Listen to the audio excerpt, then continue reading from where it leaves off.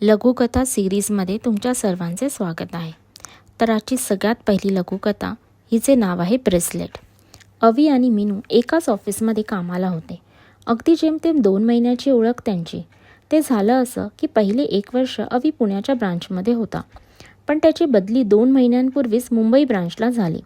त्याच्यात मीनू त्याच्यापेक्षा सिनियर पोस्टवर असल्यामुळे तो या ऑफिसमध्ये आल्यापासून मीनूच्याच अवतीभोवती असायचा, कारण त्याने केलेलं कोणतंही काम पहिले मीनू अप्रूव्ह करायचे आणि मग ते फायनल व्हायचे.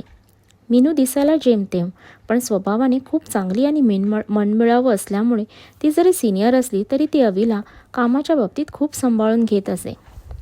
अवी मुळातच हुशार असल्यामुळे तो पटापट त्याचे काम उरकत असे आणि त्यामुळे सर्व कामे वेळेवर होत असत. अवी आल्यापासून मीनूच्या कामाचा भार बराच हलका झाला होता.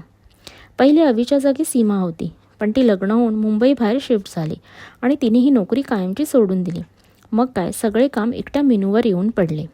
त्यामुळे तिला घरी जायला रोजच उशीर व्हायला लागला. मग एक दिवशी कंटाळून तिने कुलकर्णी सरांकडे तक्रार केली व तिच्यासोबत काम करायला कोणाला तरी अपॉइंट करावे अशी त्यांना विनंती केली आणि मग या ऑफिसमध्ये अवीची एंट्री झाली. तसं बघायला गेलं तर अवघ्या 2 महिन्यात अवी स्टार एम्प्लॉई झाला होता या ऑफिसचा. कुलकर्णी सर पण अवीच्या कामाच्या पद्धतीवर भरपूर खुश होते. अवी सुट्टीच्या दिवशी पुणे मुंबई अपडाऊन करत असे. बाकीच्या दिवशी तो कंपनीने दिलेल्या क्वार्टर्समध्ये राहत असे आणि दोन्ही वेळेला ऑफिस कॅन्टीनमध्ये जेवत असे.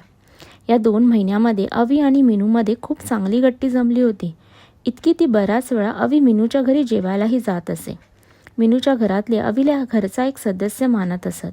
हळूहळू अवीला मीनू आवडायला लागली होती. तो सुट्टीत घरी गेल्यावर त्याच्या आईबाबांकडे फक्त मीनूचा विषय बोलत असे, पण अजून तरी या सगळ्यांपासून मीनू अनभिज्ञ होती. अवी आणि मीनूची परिस्थिती जेमतेम होती, त्यामुळे स्वप्न बघणे आणि ते पूर्ण करण्यासाठी भरपूर मेहनत करणे हा त्यांच्या जगण्याचा उद्देश होता. अवीला हातात ब्रेसलेट घालायची फार हौस होती. तो मीनूला सांगत असे, सोन्याचे भाव जरा उतरू देत, मग बघ कसं छान सोन्याचं ब्रेसलेट करेन मी स्वतःला. आणि मग तो शांत होत असे, कारण त्याला हेही माहीत होते की घरच्या जबाबदारीमुळे इतक्यात तरी त्याला ते करणे शक्य नव्हते. मग मीनू पण त्याचा मूड ठीक करण्यासाठी उगाचच एखादा जोक सांगून त्याला हसवत असे. मीनूलाही अवी आवडायला लागला होता, पण तरीही अजून फक्त त्यांची चांगली मैत्रीच होती. असे जवळजवळ अजून 6 महिने निघून गेले. अवीला कुलकर्णी सरांनी दुसऱ्या एका डिपार्टमेंटचा हेड बनवण्याचे ठरविले, पण जोपर्यंत मीनूला असिस्टंट मिळत नाही तोपर्यंत तरी अवी मीनूबरोबरच काम करणार होता. पण त्याआधी त्याला मीनूला लग्नासाठी मागणी घालायची होती. मग तिचे उत्तर काहीही असो, त्याला ते मान्य होते. तसेही तो काही दिवसच तिच्याबरोबर काम करणार होता. आज अवीचा वाढदिवस होता. ऑफिसच्या कामामुळे अवीला सुट्टी घेणे शक्य नव्हते आणि त्याचा हा पहिला असा वाढदिवस होता ज्यावेळी त्याचे आईबाबा त्याच्या जवळ नव्हते. त्यामुळे सकाळपासून अवी थोडा उदास होता. पण जेव्हा अवी ऑफिसमध्ये पोहोचला तेव्हा तो चकितच झाला. त्याचे डेस्क खूप छान सजवले होते आणि त्याच्या डेस्कवर एक फुलांचा गुच्छ ठेवला होता. तो आल्यावर ऑफिसमधले सर्वजण त्याला शुभेच्छा द्यायला त्याच्या डेस्कजवळ आले. मग मीनूने केक आणला आणि ऑफिसमध्ये खूप मस्त अवीचा वाढदिवस साजरा झाला. अवीने सगळ्यांना स्नॅक्स पार्टीही दिली. मीनूने अवीला आधीच सांगून ठेवले होते की संध्याकाळी त्याला तिच्या घरी जेवायला बोलवले आहे. त्यामुळे दोघेही ऑफिस सुटल्यावर एकत्र मीनूच्या घरी गेले.